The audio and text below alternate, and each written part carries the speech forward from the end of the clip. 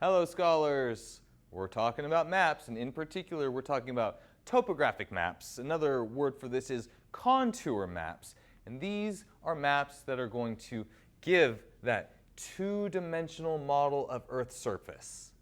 Topographic maps show elevation above sea line using what are known as contour lines.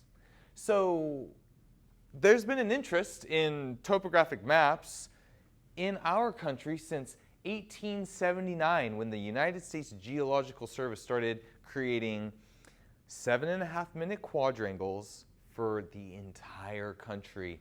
And lo and behold, 120 some odd years later, dun, dun, dun, dun, we did it.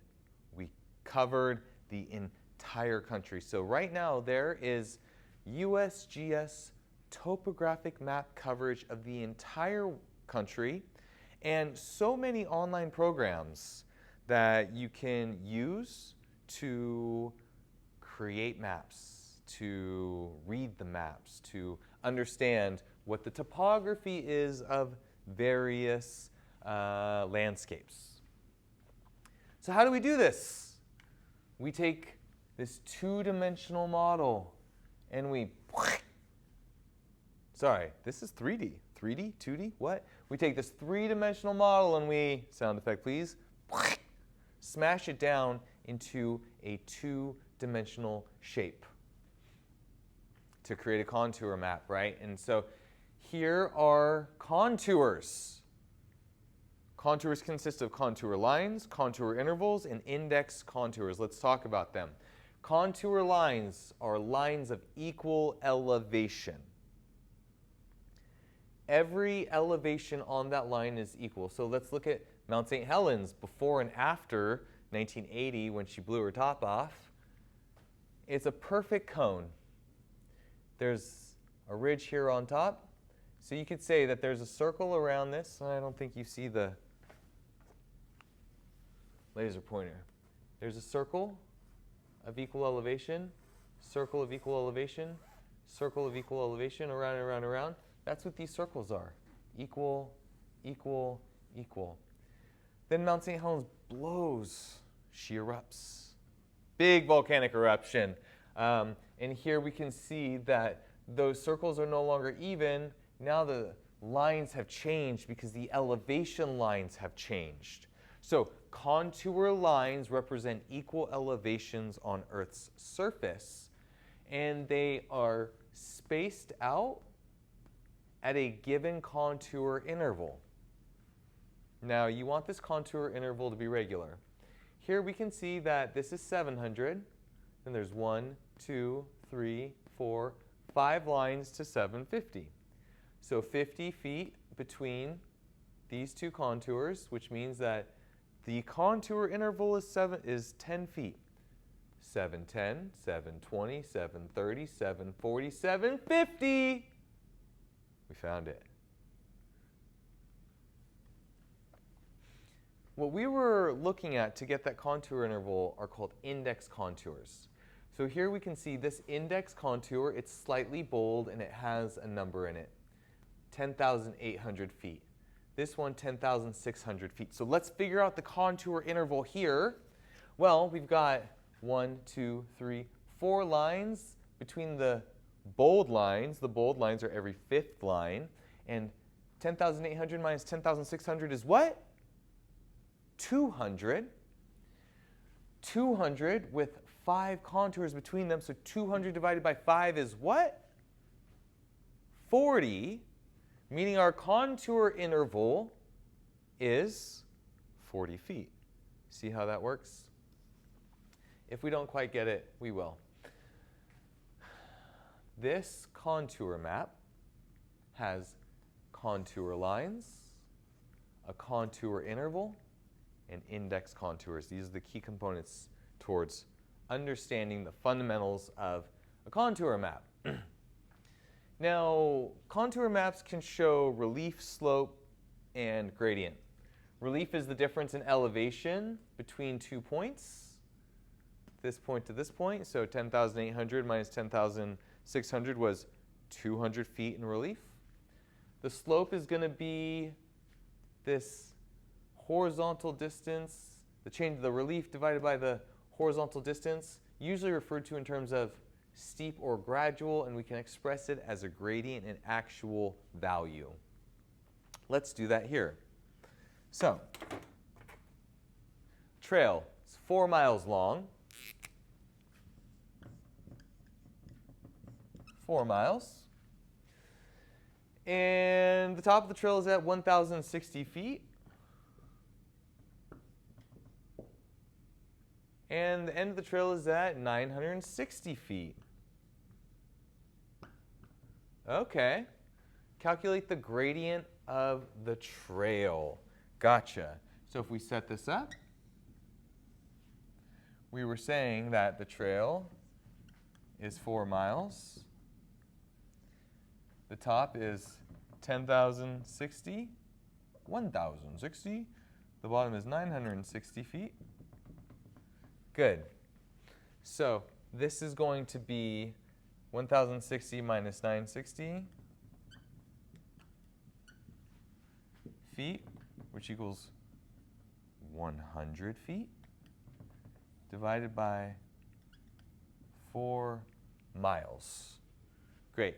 So 100 divided by 4, that's going to go in 2. 2 times 4 is 8. We're going to take that to 25.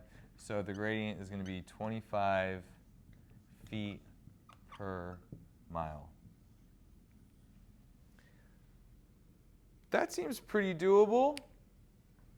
I could climb up 25 feet every 4 miles. What do you think? 25 feet, 4 miles? For perspective, a really steep trail would be 1,000 feet. That's like climbing straight up per mile. Moderate trail would be somewhere 300, 400 feet per mile. 25 feet? Walk in the park. We got it. I've got this one embedded into the lecture. I want you to please go ahead and solve it. You could pause the video now and then solve this one. I will keep going. Contours convey a lot of information. When the contours are close, we call them steep. When they're far away, we call them gradual. And we can see steep, gradual. If we're looking at contours, deciding where we want to go, we would say, oh, let's go where it's steep. If they're too close, it's a cliff, and you'll get cliffed out. And so you know you have to pick a different route. You got to go around. So here is a meadow. It's beautiful. It makes me want to frolic. Hey, look, what do we got? Contours, compass for direction, a scale to know how far. We have widely spaced contours and a gently gradual slope. Cool. I could hike that. No problem. In the middle of a contour map, like here, we might have an isolated hill. This could also be a peak. The opposite direction is when these little hash marks that go into it. It's showing a depression, which there might usually be water. On top of mountains, here is a peak, an isolated hill. It has this triangle symbol on it. On this one, we have the little X with the BM, and then if you were actually to go there, you would see this U.S. Geologic Survey benchmark. So it's known locations of elevation that have been calculated on top of mountain peaks with a brass or aluminum plate. They're really fun to find. You hike to the top of the mountain, you're like, where's the benchmark? Where's the benchmark? Oh, it's like, hey friends, check it out, I found the benchmark. Pretty cool. So highly recommend, grab a topo map, hike a peak, get to the top, find a benchmark, celebrate. Time to celebrate. Okay, let's put some hills to maps. Here we've got a pretty steep slope, which means that the contours are pretty close together. Here we've got a gentle slope, which means that the contours are spaced apart. Here we have a hilltop, an isolated hill on the left, with a gentle slope on the right and a steep slope on the left. Here's our isolated hill with a steep slope on the left and a gentle slope on the right. So we're starting to get the idea about how contours indicate the land surface elevation. El Capitan. It's gorgeous. It's beautiful. This is in the Yosemite Valley. This is 3,000 feet of sheer rock. Where is this on this map? Well, it's where the contour lines are so close together that it almost fills it in dark. This is what I was talking about. Contour lines are super close or really cliffed out. Down here in the valley, not a lot of contour lines, and then it gets closer, and then it gets super steep. This is the prominent, the cliff face, and then shallower up towards the top. But this, people climb this, rock climbers. It takes them 3 to 5 days, unless you are an elite professional. Then you might be able to do a little bit faster. Someday I'll be there, and there, and there, and there, and there. That day has not happened yet, though. Half Dome. This is a cool view. We can see Half Dome. This is a cool hike. You can hike from the valley or on the backside, climb up the cables up to the top. But what we're looking at is Half Dome from the Yosemite Valley. So we see the Yosemite Valley, and then let's see, where is Half Dome? Up over here. Boom. Where it's so steep, steep below, really steep above. There is your Half Dome. What you can also see is, here's the Yosemite Valley, and it's steep on every side. Here's the Yosemite Valley, and it's steep on every side, and you see that by how close the contours are together. Remember, closely spaced contours, very steep. Widely spaced, more narrow. Contour this. Boom, boom, boom. Okay, so number 1, number 2, number 3, number 4, number 5, number 6, they match up with A, B, C, D, E, and F. Pause it. Take a moment. Welcome back. Let's go through it. Number 1 and B. You got the high hill on the right, the low hill on the left. Number 2E, symmetrical and steep. Number 3D, 2 hilltops, symmetrical, shallow. Number 4C, asymmetrical, steep on the left, gradual on the right. Number 5E, F, I can read, flat on top, gradual to the left, steep on the right. Number 6A, you've got steep between the two and symmetrical. Now, when you're reading a contour map, it's important to know where the water is, where the ridges are. And the way that you do this is by the rule of V's. Water flows out of the V, and ridges point towards the V.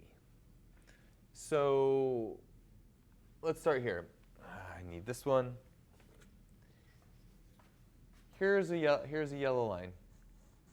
Now notice, here's a V, here's a V, here's a V, here's a V, here's a V. There's V's all over this thing. What the heck? So we're using the rule of V's to understand, because topography actually makes V's when you put it on a 2D surface. But let's take it into 3D. Here's the river coming down, do, do, do, do, do, do, do, do, do. Here's the river coming down, do, do, do, do, do, do, do. And essentially, if we go to this point right here, or this point right here, so equal elevation goes like this to over here. Do, do, do, do, making a V, and the water flows out of it. And then the ridge top over here is going to go the other way from the V, away from the V and into the V. This is a cool concept. It definitely takes practice with a map in your hands to understand this rule of V's. But if you are interested suddenly in going outside and reading maps and exploring, then this is a really good concept to have in your mind for topographic maps. Topographic maps are cool. They show the land surface elevation of our Earth onto a map, and then we can use that to understand what the features of the landscape are when we are out traveling across the Earth with our maps. Thank you so much. I'll see you again.